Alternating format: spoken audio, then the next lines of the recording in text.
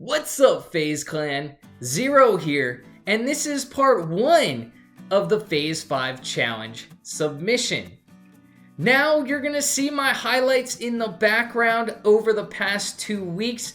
These highlights are going to include Call of Duty content, as well as Kingdoms of Amalur Re-Reckoning content.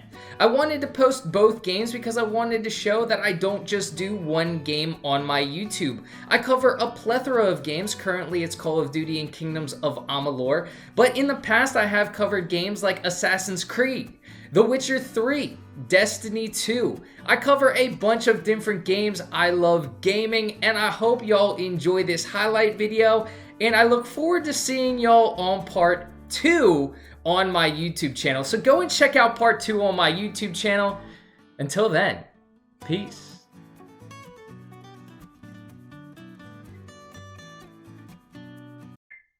What's up, FaZe Clan, and welcome to part 2 of my Phase 5 submission video. I'm Zero, and welcome to my YouTube channel. Now, what am I passionate about? Since I was born, I have had one of two things in my hands, whether it was a soccer ball or a video game controller. That's right, I am passionate about both soccer and video games. If I'm not on the soccer field in my free time, you can bet I'm playing video games, and if I'm not playing video games, I am definitely on the soccer field. So who or what currently inspires me? Well, I have two inspirations. One is going to be cliche, and the other is going to be a comic book hero. I know, but bear with me. So first is my dad. My dad has always been 100% behind me, driving me to be the best me that I can be, helping me to learn and accept my failures and to just get better from them. And that's why my dad drives me. He's always been behind me, and he's always pushed me to be better. The second inspiration is, if y'all know me, you guessed it, it's Spider-Man. Now, why Spider-Man is the million-dollar question. Well, Spider-Man always helps people out. He's always standing up for the little guy. If y'all saw Spider-Man Homecoming, he helped an old lady with directions. So, of course, Spider-Man is an inspiration because not just does he as a character entertain people, but he's also willing to give up his time to help anyone out who needs help.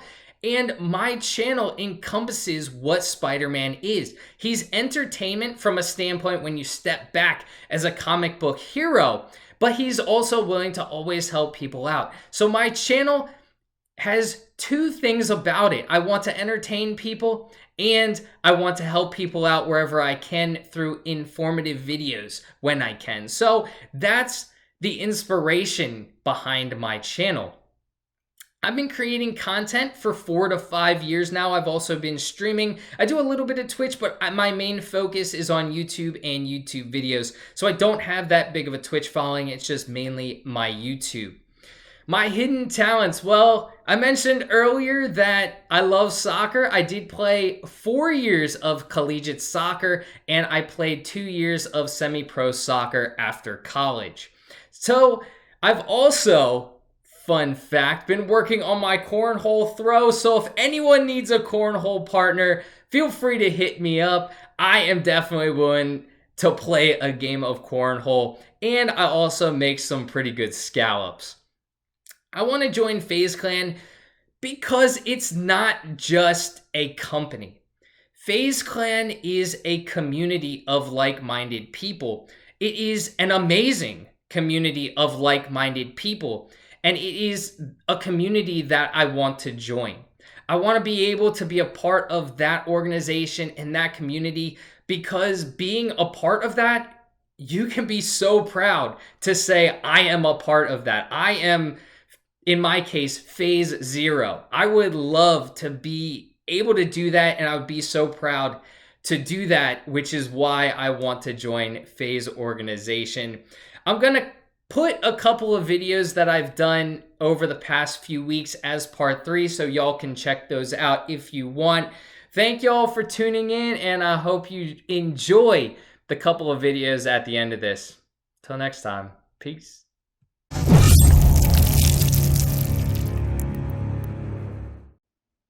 What's up YouTube, Zero here, and today I'm going to show you the first boss battle in Kingdoms of Amalur Re-Reckoning. So we're just going to enter this room and oh my god, it's the Asylum Demon. No, sorry, false alarm y'all, it is just a rock troll. I'm still having flashbacks to that first boss, the Asylum Demon, in Dark Souls. That's right, I still have nightmares about it. But anyway, we're going to take on this rock troll. And before we get into it, or at least as we're starting the battle, if you do enjoy this video, feel free to give it a thumbs up and subscribe to my channel for more Kingdoms of Amalur Re-Reckoning content. It does really help out me and my channel, and I do really thank you and appreciate it in advance. So anyway, we are going to take on this rock troll. We already took out one minion, so I have to take out this second minion, and we can see he's pretty easy and dead. Doesn't take a lot of damage to take him out. Unfortunately, I have this staff that doesn't have a very long range, and I also have measly daggers that I have to be pretty up close to do some damage. So I like to do my typical let me dodge a lot and hit this rock troll with a long range attack. All I have is this lightning attack that apparently this rock troll resists a lot. So he's going to resist my shock damage. I still do a little bit of damage, but he's resisting a lot of it. And I try to hit him with my staff. I try to bob and weave because I don't want to be hit by that big thing. It doesn't look like it's going to be fun if I get hit by that. So I want to make sure I avoid that. His long range attacks where he hits the ground and maybe kicks up some rocks or something, some little pebbles, that doesn't do much to me. It's when he smashes me into the ground where I don't like that, and so I don't want to be hit by that, trying to stay away as much as possible, but because my staff doesn't have that long of a range, I try to get up close, maybe do a little bit of damage while my magic recovers. So in this build, I am a half mage, half assassin. Now because this is early game, I really don't have many points invested. I do have this one measly shock attack, but that's about it. I also have the sneak ability where I can assassinate people, but clearly I am not assassinating this rock troll. Be on the lookout for more build videos, or any build videos. I do come out with a lot of those in RPGs that I play, and this game is going to be no different. I am coming out with a couple of builds for Kingdoms of Amalur, so be on the lookout for those. Looks like we are starting to whittle down this rock troll's health, and he kicks up some pebbles, we get hit, we brush it off, but then he ground pounds us and we're like, yeah, we probably should have dodged that. That hurt a little bit. Actually broke 3 bones in my leg and 2 bones in my arm, but who's counting? Anyway, take a minor health potion and everything's all healed. So, we're about to kill this dude. Let's go into our fate mode because it automatically comes up and just rock this troll's world.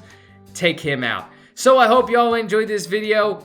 Leave a comment in the comment section and let me know what you're thinking of the Kingdoms of Amalur Re-Reckoning release. I'm enjoying it so far. I hope y'all are too. Well, hope y'all enjoyed this video. Till next time, peace.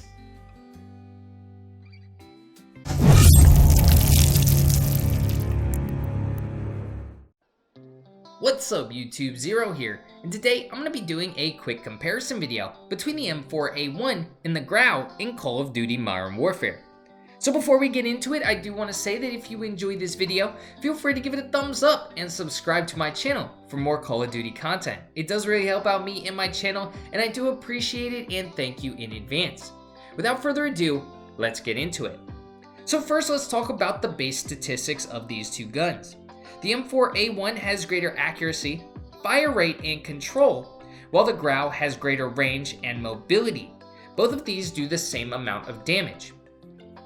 Now let's talk about the major differences when it comes to the attachments of these two guns.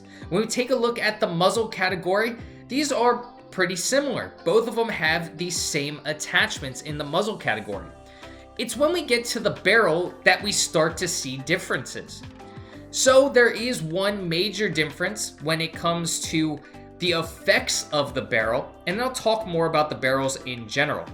So the M4A1 gets an FSS 12.4 Predator, which actually does sound suppression and increases aim down sight speed, while decreasing that bullet velocity.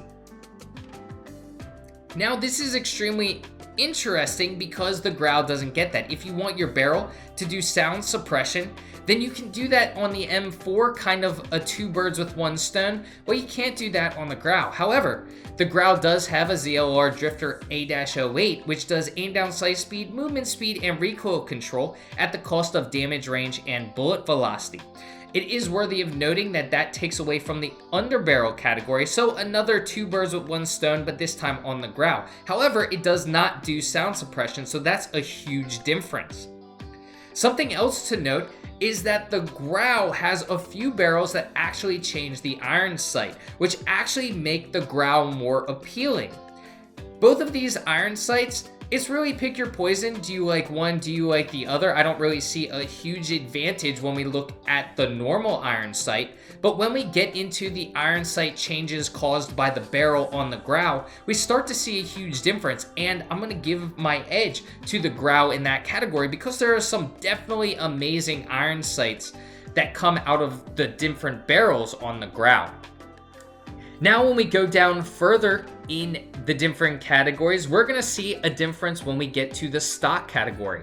The Grau only gets 3 stocks, while the M4A1 gets 4, and the difference is a forged TAC CQS stock, which increases that aim down sight speed at a decrease of aiming stability. Just something to note. Then when we get into the underbarrel category, the M4A1 gets a bipod that the Grau does not. Then moving on, we go into the magazine category, where the Grau gets a 50 and 60 round mag. The M4A1 also gets that 50 and 60 round mag, while also getting a 9mm para 32 round mag and a .458 SOCOM 10 round mag. So if you want to increase fire rate and recoil control at the cost of damage range with that 9mm, or if you want to increase the damage and the range at a cost of fire rate, recoil control, and magazine ammo capacity, you can do that on the M4A1 that you can't do on the Grau. So those are the major differences when we talk about the attachment category. So now let's get into the subjective part of the review, where I give my opinion on which gun I prefer and why. It is worthy of noting that there are more attachment variations on the M4. We just went through it. We saw that there were a lot of differences, a lot of different combinations that we can do on the M4A1. So if you want a gun that's more customizable, maybe you want to decrease your damage while increasing your fire rate, you could do that on the M4. Maybe you want to decrease that magazine size, but do a whole bunch more damage. You could do that on the M4 that you can't do on the Grau. So if you want more customization, I'd go with the M4. Closer range battles, the M4 all day, in my opinion. I think that it's a very reliable gun, a very well-rounded gun. However, if we're going for those longer range combat scenarios, I would probably go with the Grau. I think the Grau is a great assault rifle over those longer ranges and can definitely help you out, especially in Warzone. In Warzone, if I'm going to run an overkill setup, if I'm going to use the M4, I'm going to pair it with a sniper. If I'm going to use the Grau, I'm going to pair it with a submachine gun. Overall, personally, I prefer the M4. But what do you think? Let me know in the comments section. Well, until next time, peace.